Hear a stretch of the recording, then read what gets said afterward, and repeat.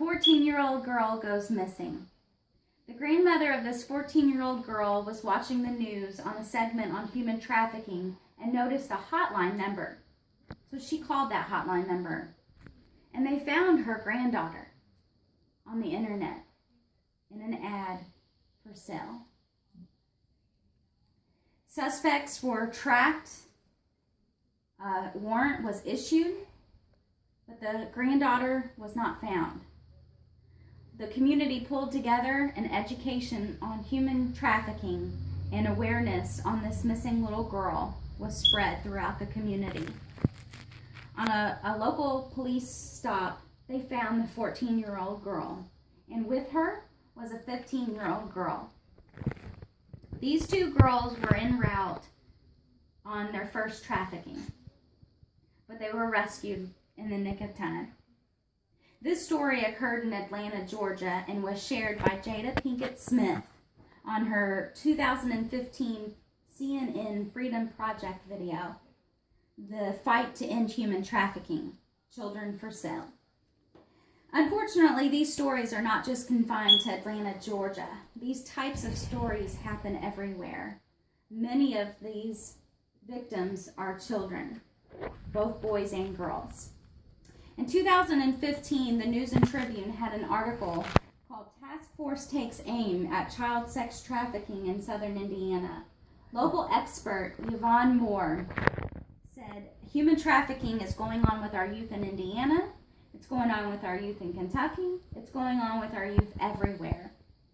Human trafficking in children and youth are not limited to a neighborhood, city, or even a gender.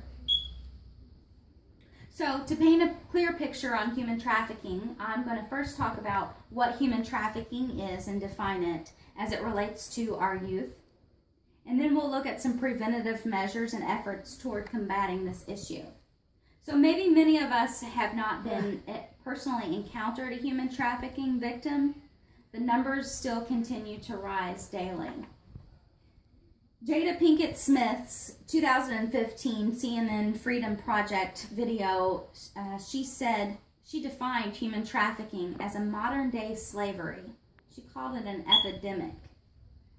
She also said that under U.S. law, anyone under the age of 18 who is being prostituted is a victim of human trafficking.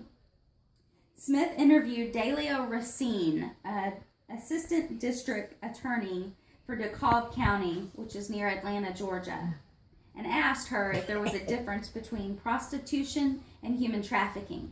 She said that trafficking is manufacturing of children for the sex trade. Smith also interviewed Homeland Security Brock Nicholson, who said human trafficking is everywhere, in every city, and in every neighborhood. So who are these children? There was a national study done by the Department of Justice called Youth Involvement in the Sex Trade that was released in 2016. And they said that many are females and males, but females do tend to be targeted more and are identified by law enforcement more frequently. Many of these children do come from foster care, but there are no limits on race or sexual preferences. In a conversation via email, Yvonne Moore, local expert, reported from a statewide meeting that was held just this week in Louisville, Kentucky, that the Indiana Youth Service Association reported that as of August of this year, for 2016, there have already been 165 youth identified as human trafficking victims. And this number does not include the numbers from the Department of Children and Families. The U.S. State Department estimated 600,000 to 800,000 people across international borders that are trafficked each year. And roughly 83% of all trafficking victims in America are U.S. citizens. So clearly it doesn't matter if you're male or female or which part of town you come from. Anyone can fall victim to human trafficking. So let's look at some preventative measures and efforts toward combating human trafficking. Locally, there is a number of organizations that are working toward prevention on human trafficking and raising awareness. Just to name a few, former Floyd Memorial Hospital, now Baptist Health Floyd, has held 2 educational seminars that was available to all of their associates on human trafficking for the medical community.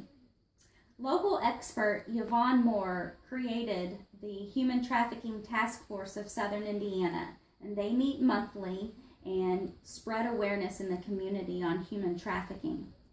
Indiana University Southeast held their first Southern Indiana Human Trafficking Awareness Conference on April 1st of 2016, and they've already scheduled their next year's conference on April 17th on human trafficking awareness. There's a Free to Hope organization. It's a nonprofit organization in Louisville, Kentucky that is raising awareness on human trafficking. There is the Christy Love Foundation, which is also a nonprofit organization out of Louisville, Kentucky, that actually houses the victims of human trafficking.